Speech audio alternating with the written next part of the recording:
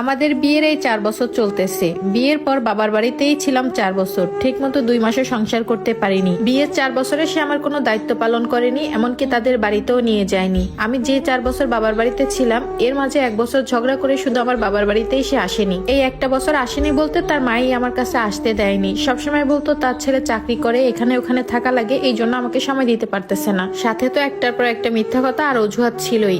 আমরা দুইজন দুইজনকে আগে থেকেই চিনতাম। 2 বছর রিলেশন করার পর তারপর আমরা দুইজন মিলে বিয়ে করি। আমি আমার স্বামীকে খুব বিশ্বাস করতাম সব বিষয় নিয়ে, তাই কখনো মনে হয়নি সে আমাকে ঠকাবে। তারপর 4 বছর পর জানতে পারি সে দূরে কোথাও চাকরি করে না। তাদের বাসার পাশেই একটা শোরুম ছিল, সেখানে সে চাকরি করত। অথচ একটা বছর আমার কাছে আসেনি চাকরির দোহাই দিয়ে। তাহলে একটা বছর সে আমার কাছে কিভাবে না এসে পারলো? এসব শোনার পর আমি অনেক ভেঙে পড়ি। যেহেতু তাকে ভালোবেসে বিয়ে করেছিলাম, এই জন্য পরিবারের লোককেও কিছু জানাইনি। এর কয়েক মাস পর আমার স্বামী আমাকে নিতে আসে এবং তার বোনের বাসায় নিয়ে যায়। সেখানে তার মাও থাকতো। আমি যাওয়ার পর তার বোন আমার সাথে একটাও কথা বলেনি। পরে জানতে পারলাম তার বোনের সংসার পুরোটাই আমার স্বামী চালায়। আমি যাওয়ার পর ওই বাড়িতে অনেক কষ্ট করি, ঠিক মতো 2 বেলা ভাতও খেতে পারতাম না, এত কষ্ট তারা আমাকে দিত। আমি যাওয়ার পর মনে মনে হয়তো বা তারা অনেক খুশি হয়েছে, কারণ নতুন ভাবে তারা একটা ঘরের কাজের বুয়া পেয়েছে। সত্যি কথা বলতে নিজেরও লজ্জা লাগে। কাজের বুয়াদেরও কিন্তু একটু ছুটি থাকে, তারাও বিশ্রাম নেয়, কিন্তু আমি ওই বাড়িতে যাওয়ার পর কখনো 2টা পায়ে একসাথে করে বিশ্রাম নিতে পারিনি। সাথে আমার স্বামীও কোনো সাপোর্ট করেনি। সারাদিন চাকরি শেষে যখন বাসায় আসতো, আমার সাথে ঠিক মতো কথাও বলতো না। মা বোনের সাথে খাওয়া দাওয়া করে রাতে ঘুমিয়ে আবার সকালে চাকরিতে চলে যেত।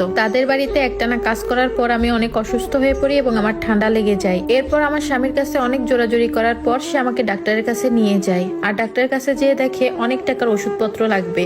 সেখানে আর এক মুহূর্ত না দাঁড়িয়ে সে বাসায় চলে আসে এবং আমাকে আমার বাবার বাড়িতে চলে যেতে বলে। সেখানে আমি মাত্র 27 দিন সংসার করতে পেরেছিলাম। আমি আমার স্বামীকে অনেক রিকোয়েস্ট করেছিলাম যাতে করে আমার বাবার বাড়িতে না পাঠায়, কিন্তু আমার ননদ আর শাশুড়ি বলে এত টাকা এখন আমাদের কাছে নাই, আমার ছেলে ছোট একটা চাকরি করে। এরপর এই সকল ঘটনা আমি আমার মায়ের সাথে শেয়ার করি এবং মা আমাকে বেশ কিছু পরিমাণ টাকা পাঠায় যাতে করে এটা দিয়ে আমি সুন্দর মতো ডাক্তার দেখাতে পারি।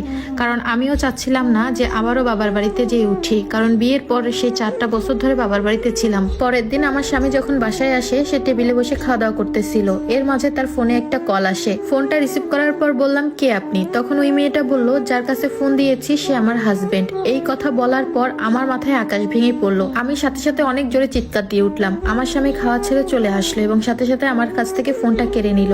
আমার শাশুড়ি ননদ দুইজনই চলে আসলো। তখন আমি বারবার কান্না করে বলতেছিলাম, কে এই মেয়েটা? কে কল দিল? কে তোমাকে খুঁজতেছিল? কে তোমাকে স্বামী বলে ডাকলো? তখন তারা কোনো কথাই বলতেছিল না। আর ওই দিন আমি ঘরে অনেক ভাঙচুর করি, কারণ ওই দিন আমার কোনো সেন্সে ছিল না এই কথা শোনার পর। এরপর আমি ব্যাগপত্র গুছিয়ে আমার মায়ের কাছে চলে আসি, কারণ এত প্রেশার আমি নিতে পারতেছিলাম না। আর আমার স্বামী আমাকে একবারও আটকায়নি। বাসায় আসার পর আমি অনেক দুর্বল হয়ে পড়ি, কিছুই খেতে পারতেছিলাম না। পরের দিন আমার মা আমাকে ডাক্তারের কাছে নিয়ে যায় এবং ডাক্তার আমাকে জানায় আমি মা হতে চলেছি, আমি যেন একটু সাবধানে থাকি। এরপর ওখান থেকে বাসায় ফিরে আমি আমার স্বামীকে কল দিলাম, কারণ তখন আমার বিশ্বাস হচ্ছিল না যে আমার স্বামী আরেকটা বিয়ে করেছে। একদম স্বপ্নের মতো মনে হচ্ছিল। কিন্তু ফোন দেওয়ার পর দেখি আমার স্বামীর ফোন বন্ধ।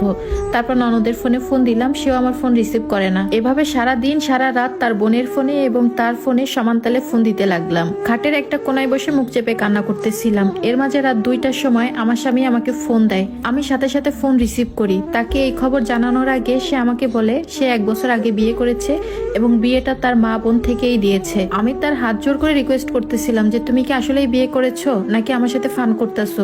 যদি বিয়ে করেই থাকো তুমি তাকে ছেড়ে দাও। আমি আজকে ডাক্তারের কাছে গিয়েছিলাম, ডাক্তার আমাকে জানিয়েছে আমি প্রেগনেন্ট। এই কথা বলার পর আমার স্বামী আমার উপর অনেক রেগে গেল এবং আবারও ফোনটা কেটে দিল। আমি যখন ব্যাক করলাম দেখলাম আবারও ফোন বন্ধ। পরের দিন দুপুরে আমি আমার স্বামীকে আবারও কল দিই এবং সে ফোন রিসিভ করে আমাকে স্পষ্টভাবে জানিয়ে দেয় আমি যদি তার সংসার করতে চাই তাহলে সংসারের সকল খরচ আমার বাবা মা দিতে হবে, আর এটা যদি আমি না করতে পারি তাহলে তার মা আর বোন আমাকে কখনোই মেনে নিবে না এবং যে মেয়েকে বিয়ে করেছে সে মেয়েকেও ছাড়তে দিবে না। এই কথা বলার পর বিশ্বাস করেন আপু, আমি টানা 10 থেকে 15 দিন কিছুই খেতে পারিনি। অনেক বমি আসতো, মাথা ঘুরিয়ে নিয়ে আসতো। এখন আমার স্বামীর প্রতি কোনো ভালোবাসা কাজ করে না, যেটা আছে সেটা শুধু জিদ। আমি ইচ্ছা করেই তার সাথে কোনো যোগাযোগ রাখি না।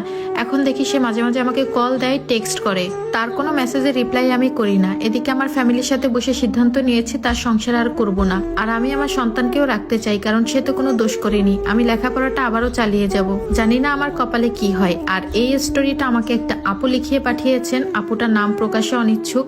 আল্লাহ তাআলা কারো কপালে যেন এমন স্বামী, শাশুড়ি আর ননদ না দেয়।